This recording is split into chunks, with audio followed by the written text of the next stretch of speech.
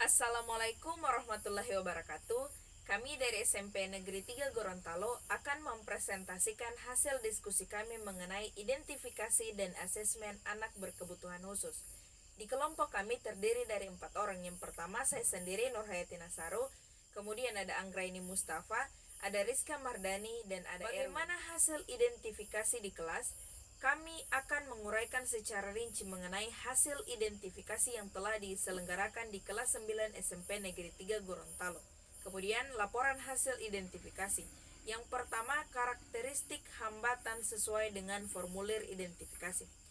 Berdasarkan hasil identifikasi, observasi, dan asesmen yang kami lakukan pada peserta didik berkebutuhan khusus, dari total 12 peserta didik, ditemukan beberapa identifikasi. Yang pertama, satu orang peserta didik ditemukan memiliki kemampuan dan kecerdasan luar biasa atau berbakat. Peserta didik berbakat merujuk pada individu yang memiliki kemampuan dan kecerdasan luar biasa dalam suatu atau beberapa bidang tertentu. Mereka cenderung menonjol pada bidang seni, matematika, sastra, atau bidang-bidang lainnya. Pengidentifikasian peserta didik berbakat penting untuk memberikan dukungan dan bimbingan sesuai dengan kebutuhan yang mereka inginkan agar potensi mereka dapat berkembang secara optimal. Baik, selanjutnya karakteristik hambatan sesuai formulir identifikasi. Terdapat satu orang peserta didik masuk dalam kriteria disleksia, disgrafia, dan ADHD tipe inattention. Jadi peserta didik dengan disleksia mengalami kesulitan dalam membaca, sedangkan disgrafia adalah gangguan menulis, dan ADHD tipe inattention merujuk pada masalah fokus dan perhatian. Identifikasi kondisi ini memungkinkan pihak pendidik menyusun strategi pembelajaran yang tepat sesuai dengan kebutuhan spesifik peserta didik agar mereka dapat mengatasi hambatan dalam proses belajar. Kemudian ada satu orang peserta didik masuk dalam kategori disleksia dan ADHD tipe inattention. Jadi peserta didik dengan kondisi disleksia dan ADHD tipe inattention memerlukan pendekatan yang lebih terfokus dalam pengelolaan pembelajaran mereka. Disleksia dapat menghambat kemampuan membaca dan menjelajah informasi, sedangkan ADHD tipe inattention membuat peserta didik kesulitan mempertahankan perhatian pada tugas-tugas akademik. Peserta didik masuk dalam kategori ADHD tipe inattention dan ADHD tipe hiperaktif. Peserta didik dengan ADHD tipe inattention cenderung memiliki masalah dalam mempertahankan konsentrasi dan fokus.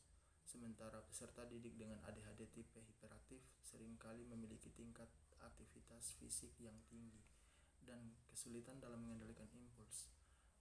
Penanganan yang spesifik diperlukan untuk membantu mengelola kondisi tersebut guna meningkatkan partisipasi dan prestasi akademik.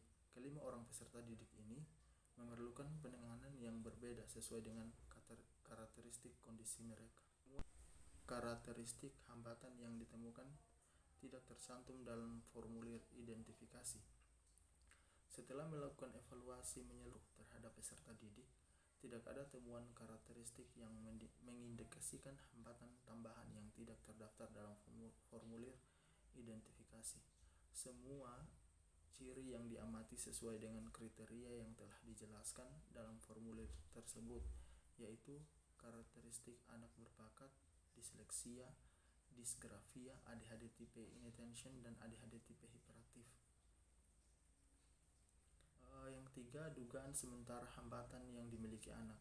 Berdasarkan evaluasi awal terhadap masalah yang telah diidentifikasi sebelumnya, dugaan sementara adalah bahwa peserta didik mungkin menghadapi hambatan meliputi karakteristik anak berbakat, disleksia, disgrafia, ADHD tipe inattention, dan ADHD tipe hiperaktif. Mengalami identifikasi gangguan pengalihan kegiatan pembelajaran ke aktivitas keagamaan pada bulan Ramadan. Prioritas kegiatan keagamaan seperti ibadah puasa dan tadarus menggeser fokus pembelajaran, mengurangi waktu untuk mengidentifikasi kebutuhan siswa. Kendala akses materi pembelajaran dengan perubahan rutinitas selama bulan Ramadan. Siswa mengalami kesulitan mengakses materi pembelajaran yang sesuai dengan kebutuhan mereka, menyulitkan proses identifikasi yang efektif. Terbatasnya waktu asesmen, keterbatasan waktu selama bulan Ramadan menyulitkan proses pengamatan kebutuhan belajar siswa yang mungkin dilakukan secara terburu-buru tanpa detail, menyebabkan hambatan belajar tersembunyi tidak teridentifikasi.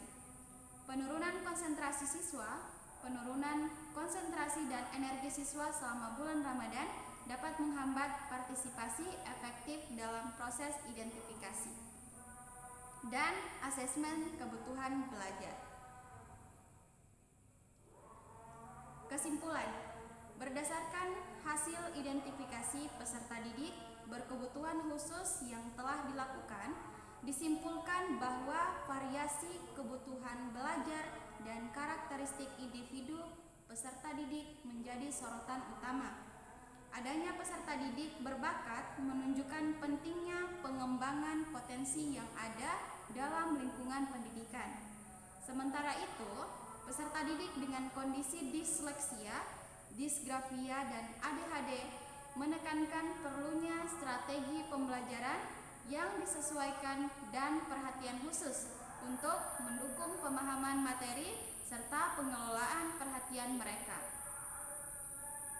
Dalam konteks peserta didik dengan ADHD, tipe inattention dan hiperaktif, pentingnya pendekatan yang individual dan penanganan yang sesuai dengan kebutuhan masing-masing peserta didik menjadi kunci keberhasilan dalam mencapai potensi belajar optimal.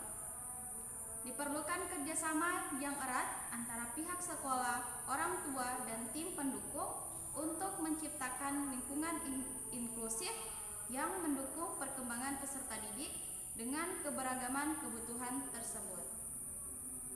Melalui kolaborasi dan evaluasi yang terus-menerus, program pendidikan yang disesuaikan dengan kebutuhan khusus peserta didik dapat terus ditingkatkan untuk memberikan dukungan komprehensif yang mendorong perkembangan positif dan upaya belajar yang efektif bagi setiap individu. Sekian, terima kasih.